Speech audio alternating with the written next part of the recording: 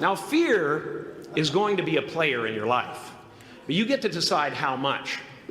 You can spend your whole life imagining ghosts, worrying about the pathway to the future, but all there will ever be is what's happening here, and the decisions we make in this moment, which are based in either love or fear. So many of us choose our path out of fear disguised as practicality. What we really want seems impossibly out of reach and ridiculous to expect, so we never dare to ask the universe for it. I'm saying I'm the proof that you can ask the universe for it. Please.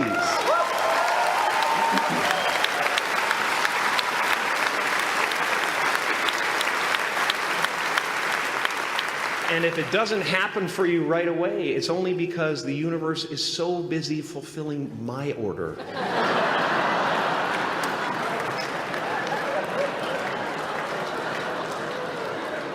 Party size! My father could have been a great comedian, but he didn't believe that that was possible for him. And so he made a conservative choice. Instead, he got a safe job as an accountant. And when I was 12 years old, he was let go from that safe job. And our family had to do whatever we could to survive. I learned many great lessons from my father, not the least of which was that you can fail at what you don't want. So you might as well take a chance on doing what you love.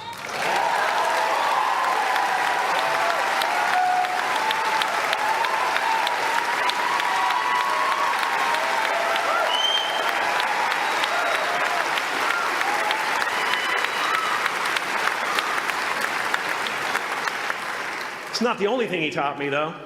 You know, I watched the effect of my father's love and humor and how it altered the world around me. And I thought, that's something to do. That's something worth my time. It wasn't long before I started acting up. You know, people would come over to the house and they'd be greeted by a 7-year-old throwing himself down a large flight of stairs. They would say, "What happened?" And I would say, "I don't know. Let's check the replay." I'd go back to the top of the stairs and come back down in slow motion.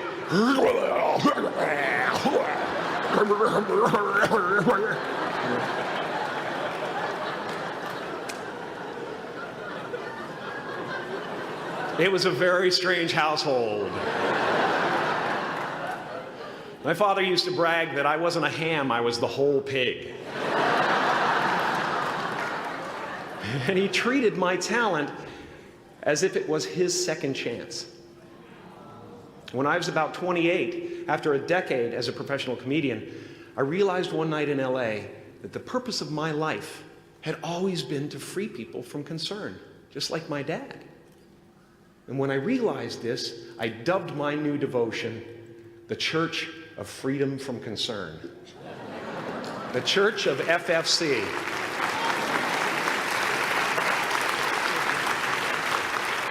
And I dedicated myself to that ministry. What's yours? How will you serve the world?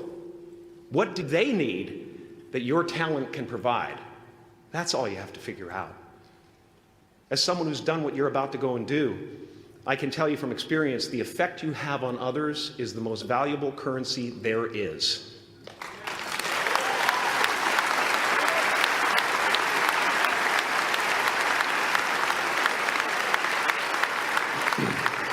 Because everything you gain in life will rot and fall apart, and all that will be left of you is what was in your heart. My choosing to free people, from concern got me to the top of a mountain. Look where I am. Look what I get to do. Everywhere I go. I'm going to get emotional because when I tap into this, it really is extraordinary to me. I did something that made people present their best selves to me wherever I go.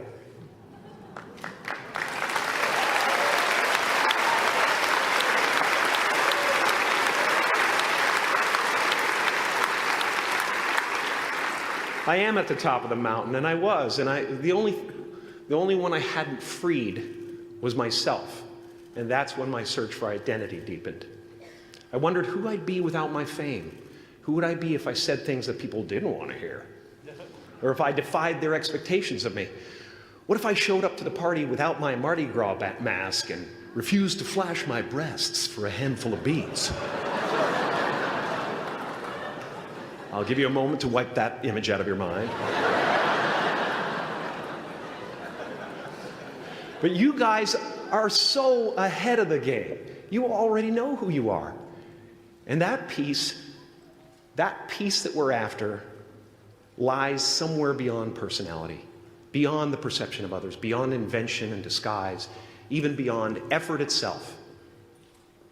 You can join the game, fight the wars, play with form all you want, but to find real peace, you have to let the armor go. Your need for acceptance can make you invisible in this world. Don't let anything stand in the way of the light that shines through this form. Risk being seen in all of your glory.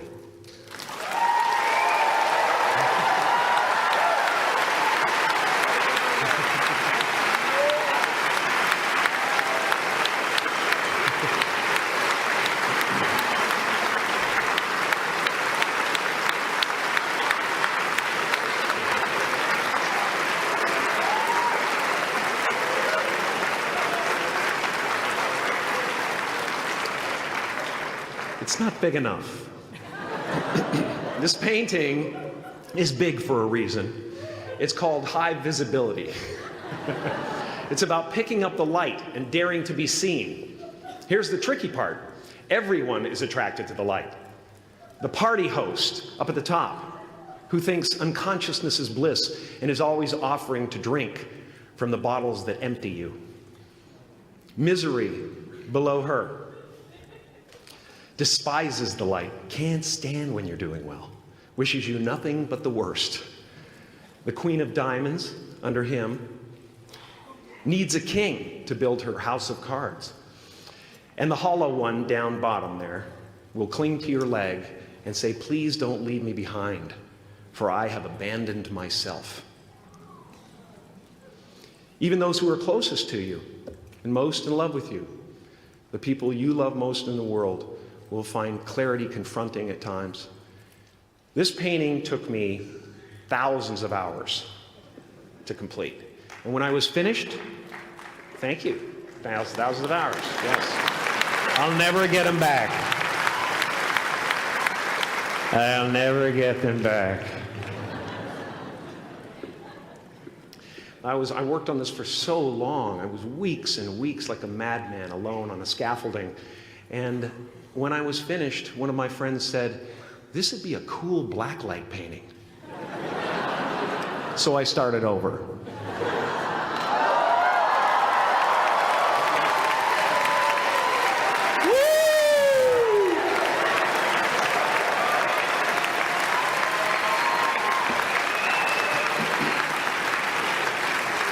Welcome to Burning Man.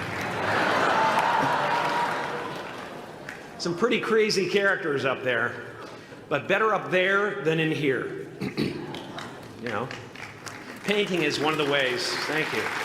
Painting is one of the ways I free myself from concern, a way to stop the world through total mental, spiritual, and physical involvement. But even with that comes a feeling of divine dissatisfaction, because ultimately, we're not the avatars we create. We're not the pictures on the film stock. We are the light that shines through. All else is just smoke and mirrors, distracting, but not truly compelling. I've often said that I wished people could realize all their dreams and wealth and fame, and so that they could see that it's not where you're going to find your sense of completion. Like many of you, I was concerned about going out into the world and doing something bigger than myself, until someone smarter than myself made me realize that there is nothing bigger than myself.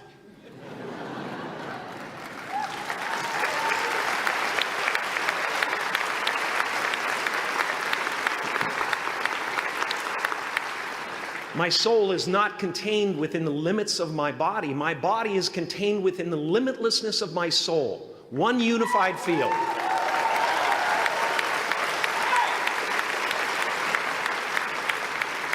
One unified field of nothing, dancing for no particular reason, except maybe to comfort and entertain itself.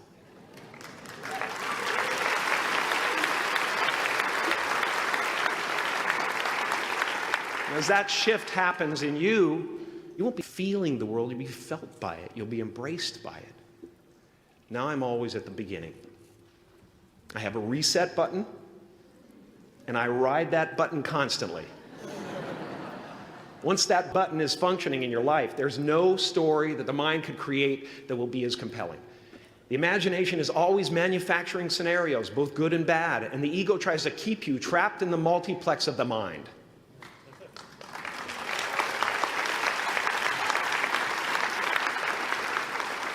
Our eyes are not viewers, they're also projectors that are running a second story over the picture that we see in front of us all the time.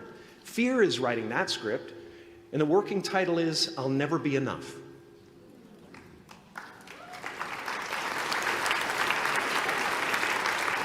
Now you're going to look at a person like me and say, how could we ever hope to reach those kind of heights, Jim?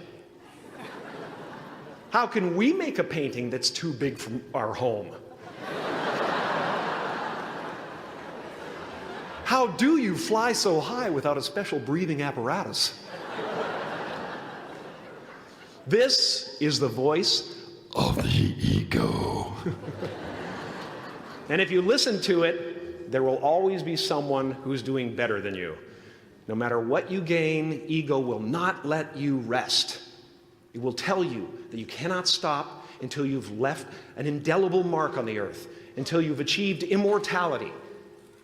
How tricky is this ego that it would tempt us with the promise of something we already possess?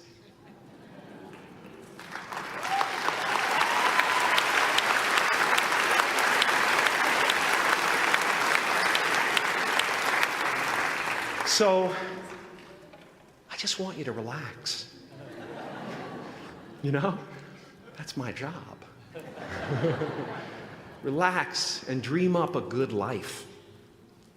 I had a substitute teacher from Ireland in the 2nd grade that told my class during morning prayer that when she wants something, anything at all, she prays for it and promises something in return, and she always gets what she wants.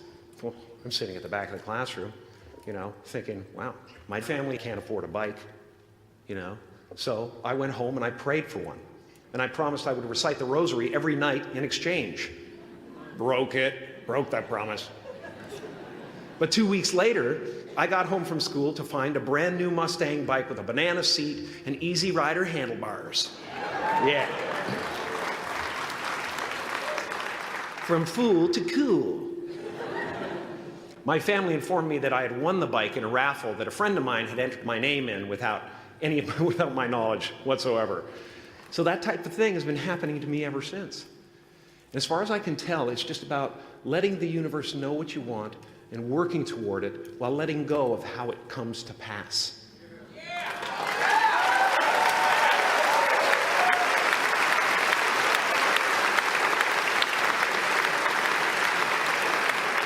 Your job is not to figure out how it's going to happen for you, but to open the door in your head. And when the door opens in real life, just walk through it.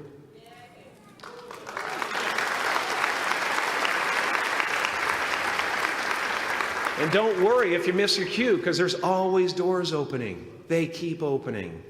And when I say life doesn't happen to you, it happens for you, I really don't know if that's true.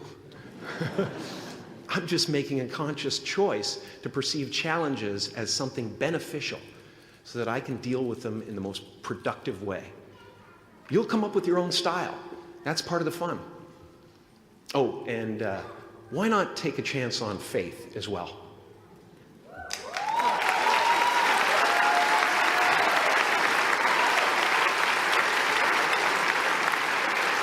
Take a chance on faith. Not religion, but faith. Not hope, but faith. I don't believe in hope. Hope is a beggar. Hope walks through the fire, and faith leaps over it.